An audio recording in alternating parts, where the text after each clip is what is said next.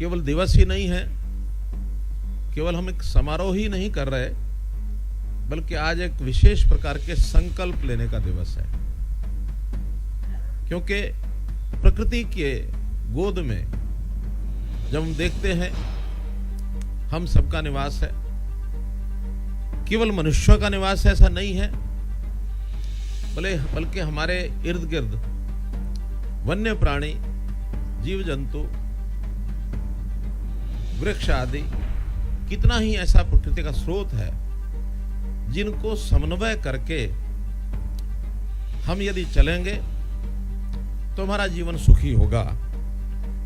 पृथ्वी पर हम समझे कि हम अकेले रहते हैं ऐसा नहीं है, बल्कि हमारे इर्द गिर्द हमेशा हमारा सहयोग करने वाले वन्य प्राणी भी रहते हैं।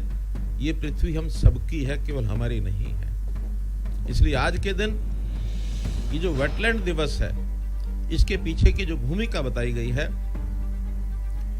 कि पृथ्वी और ये पानी, ये दोनों हमारे लिए उपयोगी हैं, तो दोनों का संरक्षण करना, दोनों का समन्वय बैठाना, दोनों का तालमेल बैठाना ये बहुत आवश्यक है।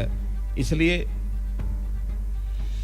पानी के इस महत्व को, और खास करके जहां ये वेटलैंड्स हैं वहां वन्य प्राणी जो देश और दुनिया से हमारे आते हैं, ऐसा बताया गया है कि हरियाणा में जैसा 2 वेटलैंड्स का जिक्र हुआ है, सुल्तानपुर लेक और भिंडावास लेक, इसमें हजारों पक्षी ये दूसरे प्रदेशों से आते हैं, दूसरे देशों से आते हैं रादर।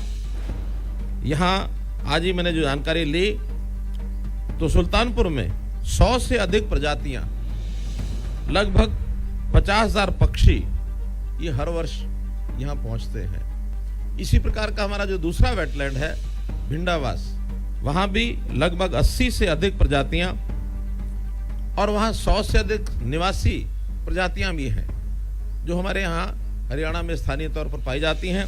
वहां भी लगभग 40,000 पक्षी ये हर वर्ष आते हैं। तो एक बहुत बड़ा ये एक जिसको कहना चाहिए एक उद्यम है जो राष्ट्रीय उद्यान की इस परंपरा में देश भर से वो आते हैं।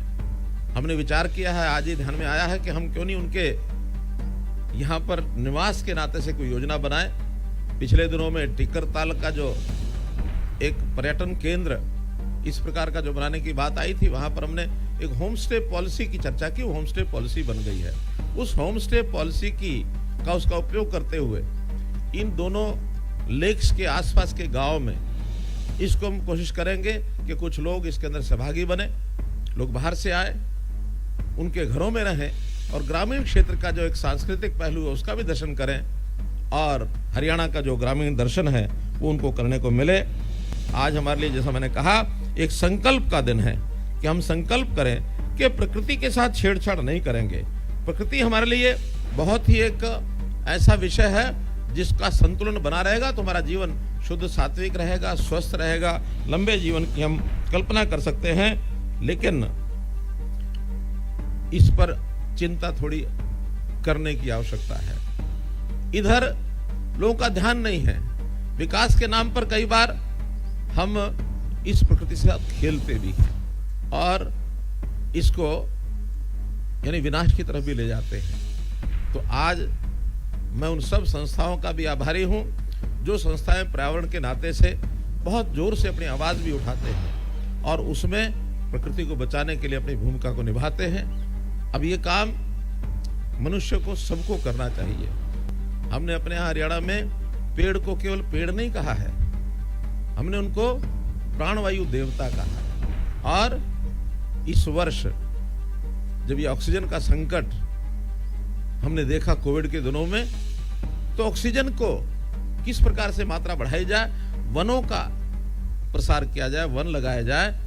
और हमने यहाँ तक भी किया कि इस वर्ष के लगने वाले वन, उनका नाम भी ऑक्सी वन रखा है कि जो वन लगेंगे उनका नाम ही ऑक्सी वन होगा। और जो बड़ी आयु के पेड़ हैं, 75 वर्ष की ऊपर के आयु, विशेष तौर पर जो प्रजातियां होती हैं, बड़ है, पीपल है, पिलखण है, तो ऐसे पेड़ 100-100 साल तक भी चलते हैं। हमने कहा कि जो 75 वर्ष से ऊपर की आयु का पेड़ हो जाएगा तो जो उसका संरक्षण कर रहा है, चाहे परिवार है, चाहे संस्था है, चाहे सार्वजनिक स्थान पर है, उनको 2500 रुपया साल की हम ये पेंशन भी देंगे। हरियाणा एक मात्र ऐसा प्रदेश है जिन्होंने पेड़ों की भी पेंशन बांधी है।